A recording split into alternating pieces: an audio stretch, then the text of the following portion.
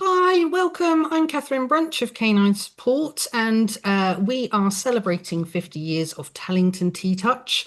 Today, I'm joined by Tina Constance, who you might have met before in previous videos. And today, we are going to talk about TTouch and rescue dogs. Amazing. Welcome, Tina. Thank you very much for having me back, Catherine. You're welcome. So, Tina, you've spent years working with rescue dogs and in rescues. How has Tellington T-Touch shaped what you do with rescue dogs, and what kind of changes have you seen because of it? It's a good one. Wow, big question. That's a big So question. that is a big question. So I'll try and keep it concise. Yeah, So I think with our, you know, T-touch tools that we have, we can really help those individual dogs because I think lots of times the label that people put on those dogs is they're in rescue. So therefore they must be challenging or, whatever. And I think really being able to recognize the individual that's in front of you and work with them accordingly that day. So the same with as we would with the animals in our homes. We really want to see how can we help them in this moment. And with the T-touch, with the body work, the movement, the wraps, it can really help to reduce stress because some places it can be quite a high stress environment depending on, how close they are to each other, how busy it is, all these things, and really helping to increase their feeling of safety. Because, these animals, they don't know why they've suddenly ended up there, where their people have gone.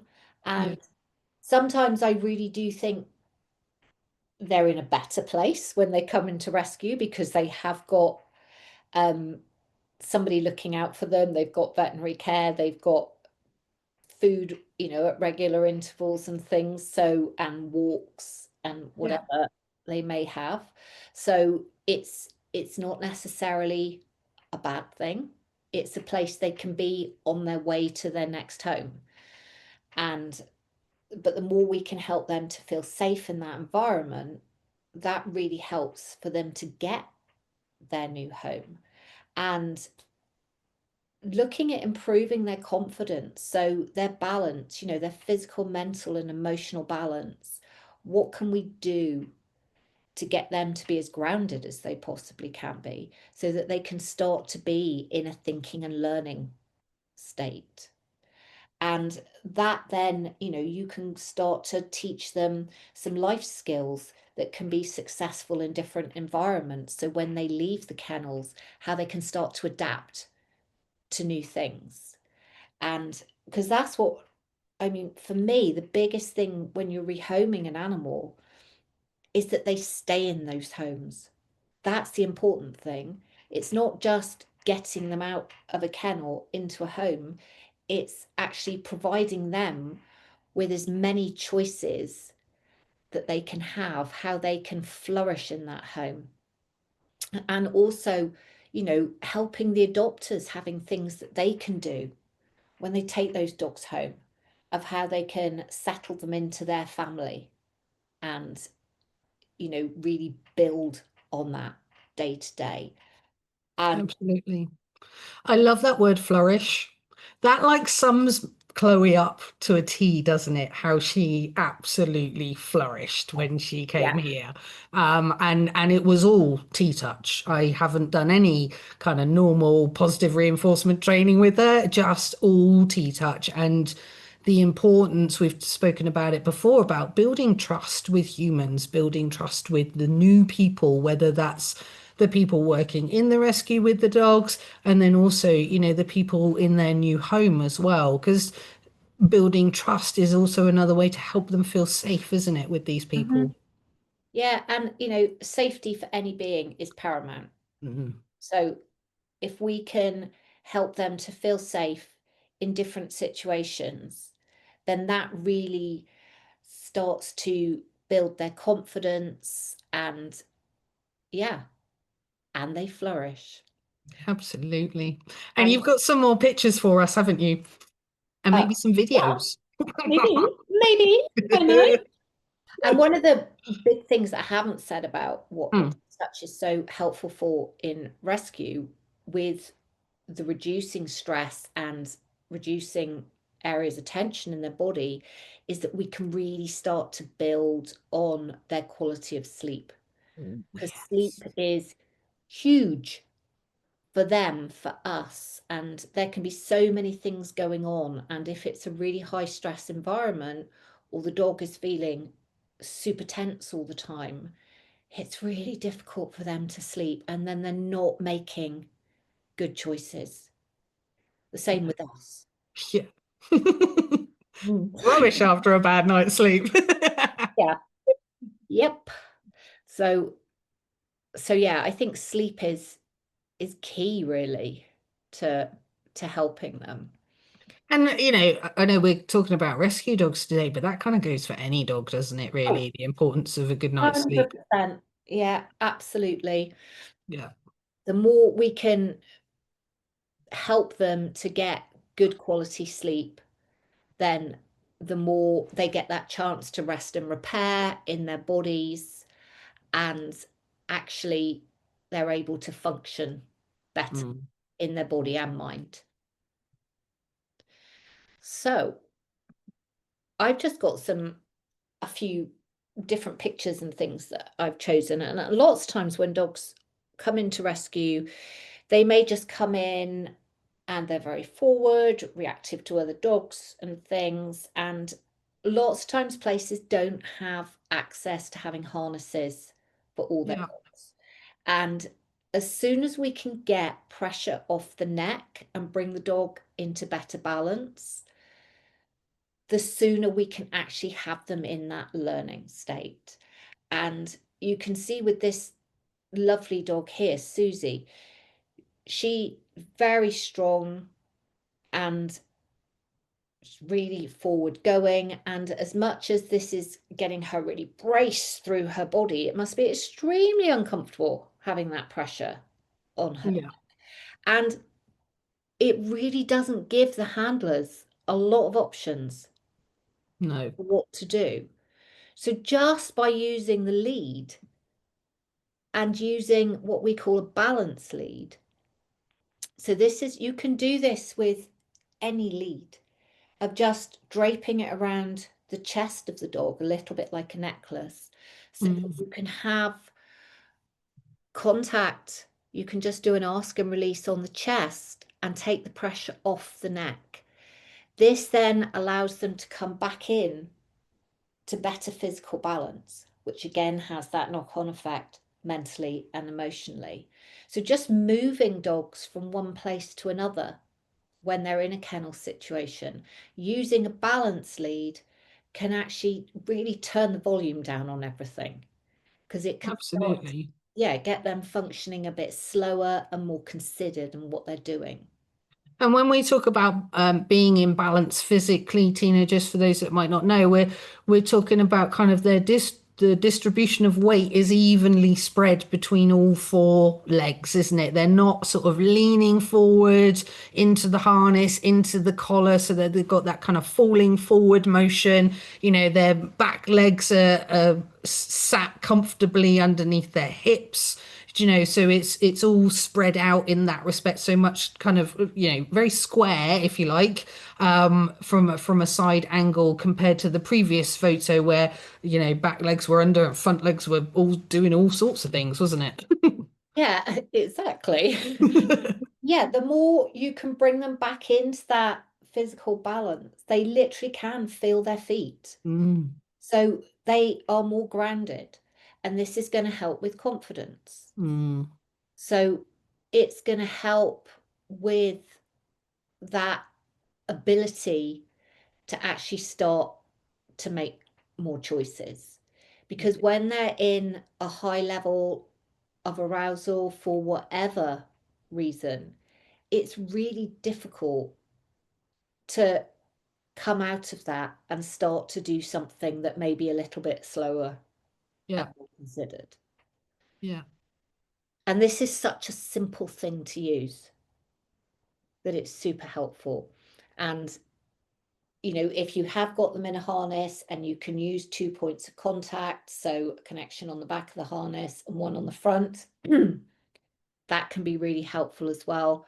If you don't have that to start with, using a balance lead, really helpful. Awesome. So this is a dog that get very distracted with things moving, and so having contact made in that moment wasn't so easy for him. So this is just showing with the balance lead on again, so there's no pressure on the neck. You can see here that the clip to the neck is nice and soft, just has a little bit of containment. So with containment, we're thinking of it as asking them to be somewhere rather than thinking of restraint, of making them do something. And here, just starting to make contact with the back of my fingers and then using a zebra touch, which I think you've explained before. Yep. It just gives you the opportunity to go over their body. And for him, it just allows him to be there without having to do anything. Yes, he can still look around because we want them to be able to have a look around at what's going on. But actually, he can just keep his feet where they are. So it's just giving these little bits of contact, pausing. And so it just gives him a different experience. Absolutely. And allows him the time to stand in his own balance and observe what's going on around him, isn't it? It's rather than kind of trying to dash towards things that he might be either worried about or excited by or whatever, isn't it? And it's exactly, and it's not saying you can't do that, you're not doing this. It's like, so can we just stand here? Is this possible for you to do? Mm, And just giving him a different experience of what's going on. And say, I think there's a lot of our dogs, whether they're in rescue, they're in homes, that can be going at 100 miles an hour and they don't actually get the chance to really observe what's going on around them. yeah. So, so yeah, sometimes just having our dogs just be there is huge. So this is what I mentioned about having 2 points of contact. So in this photo, we've got TTouch connector on this dog. So there's a point of contact on the front of the harness, one on the back, and the connector has a little slider on it.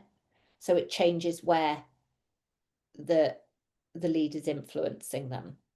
Yeah. And if you've got dogs that come out of the kennel like a bullet, then just having something simple like this is just different surfaces that are put down, but it gives him something to go over that actually start to get him to focus more on what's going on underneath his feet rather than just tearing off. And it starts to allow him to come back into better physical balance and to get some moments of loose lead walking. Mm, And if we can see a moment of something, we now know that's a possibility in the body and that's something that we can build on. So that's what I'm always looking at. Not can this last the whole time they're out, because that's unreasonable, really, isn't it? yeah. But looking for these little moments of that's what we're looking for. And then we can start to expand on that.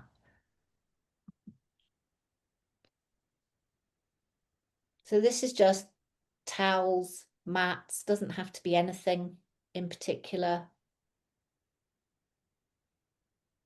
But just doing some surfaces or something, and then it's much easier for him afterwards to continue on his walk. And if you've got a dog at home, not necessarily in rescue, that leaves the house like a bullet, you could do some of this in your garden. Just Absolutely. You just totally read my mind. As you normally do. But for yeah, you, yeah. I was thinking the same, you could put some surfaces, outside the front of your house so that you do Uh-huh. that before they then go on the rest of their walk. But also, Tina, like obviously that dog's just walked over those surfaces. What if we prime the area with a couple of treats as well to help with some more sniffing and eating? That also helps to calm them down and slow them down a little bit. Yeah, absolutely. You could add a bit of food on things or some Mm. smells. I think it's also that's very dependent on the individual dog, because if you've got a dog that is very foodie and food motivated, you don't want that to become the sole purpose of why they're on there, because Mm. they can start to get like really over focused then on where the food is. But for some dogs, absolutely having little bits of food can really help them, just starting that a little bit of chewing and things to get salivation happening and to soften things down. So Mm. it really is about working with the individual. Yeah. There's so many options open to us, which is what I love. We have so Absolutely. And it is the kind of our favorite T-touch answer is it depends, isn't it? I know, and that can be such an unhelpful answer, I think, sometimes, but it's true. It is. Really is dependent on the individual that day as well. Mm. Because what I see a lot in rescue is that maybe the dog didn't sleep so well that night, or they might have a new neighbor, a new dog's come in. So everything's different, all the smells are different and everything, or there's a new volunteer that took them out for a walk. All these things can add as to how they're going to be that day, as it can be in our homes. Yeah, Things happen. And so really seeing who they are in that moment and what's going to be the most helpful thing. And again, as with everything, just because we think it might be the most helpful thing doesn't mean that it necessarily is. So we have to be open to change what we're doing. So we have to be flexible in what we're doing in order to create flexibility in them. perfect. Love it. So this little dog was in rescue and she was so noise sensitive and she found it quite challenging to come outside the kennel. And, nobody wants a dog to be really distressed when they're in there or anywhere in the home, whether it's home, kennels, whatever situation. And she would just press herself against the wall to walk along rather than come out onto the path and go out for a walk. So with the using the T-touch body wraps, it really helped her, just giving her different sensory input, helping her feel a little bit more confident. And then she was able to actually come out and enjoy the secure fields and have a run around. So the wraps can be really helpful in rescue and in our with our own dogs at home as well. Absolutely. And this one just showing like a simple neck wrap. And I use these quite a lot in the rescue because the neck wrap, it's the easiest thing we can get on. So that's number one. Yeah. What can be my choice because you can be really quick putting it on. And it can encourage them to release their neck, to start sniffing, which we know how important that is for our dogs. Once they release their neck, that releases down their back. It can encourage more movement in the hind end. So super helpful. Just pop in a neck wrap on. And then this dog, talking about observations with our dogs as well, we can see how pink he is. Mm. And he would get really, really pink, almost red, when he was really stressed and he couldn't settle. And you can see it's around his eyes as well. It's actually on the inside of his ears. And what we notice with the dogs, especially the dogs with the pink skin, the light colored dogs, if they Mm. were having what we called like a pink or red day, that actually doing some of the TTouch body work before we went out for a walk was much more helpful for them because you would get a much better walk. So just spending a few moments, just calming them down, helping them lower their respiration, and actually feeling a bit safer about their environment was much easier than when you took them out on a walk. And he really benefited from the ear TTouch. And I think you can see by his face here, he was quite appreciative. That is just a gorgeous face. I Oh my know goodness. he's just so smushy, isn't he? Yeah, you just want to smush. Yeah. Oh, So what yeah, a sweetheart. the ear TTouch can be so helpful for um so So for many using, things. I'm sure you've already gone over this. Yeah, And yeah, if that's just one touch that you show a volunteer or a member of staff or show the adopters how to do, it can be so helpful for settling the dogs when they go on into their new homes. absolutely. Amazing. Gorgeous dog. Gorgeous dog. Right. So, I have got one last question for you. Hmm. Um, what T-touch advice or what advice would you give someone adopting a rescue dog right now? So many things again that we could mention here. And I think, like we said, really looking at how they are in that moment. So really looking at the individual, because how they are the first day you take them home may not be how they are the second day. And, Yeah, because we're different every day. So are they, and they're going to be getting used to new sights, smells, sounds. So all of this in a new home is going to be really quite overwhelming. So establishing a routine, I think, is key so that they have some sense of what's going to happen that day. So not doing too many new things because say they've already got all these things are new for them. yeah, Maybe keeping the walks similar. So doing a similar walk each time. So they start to get the idea of where they're going and they've got some predictability of where they are. Starting to put in like the ear TTouch, maybe a little bit of zebra touch. So you can start to feel, are they okay about being touched everywhere? Maybe using the body wraps if that's been helpful for them. So there's lots of different things, but using your observations to see how are they in this moment and really helping them to get some sleep because again, sleep is going to be so important to them. fantastic.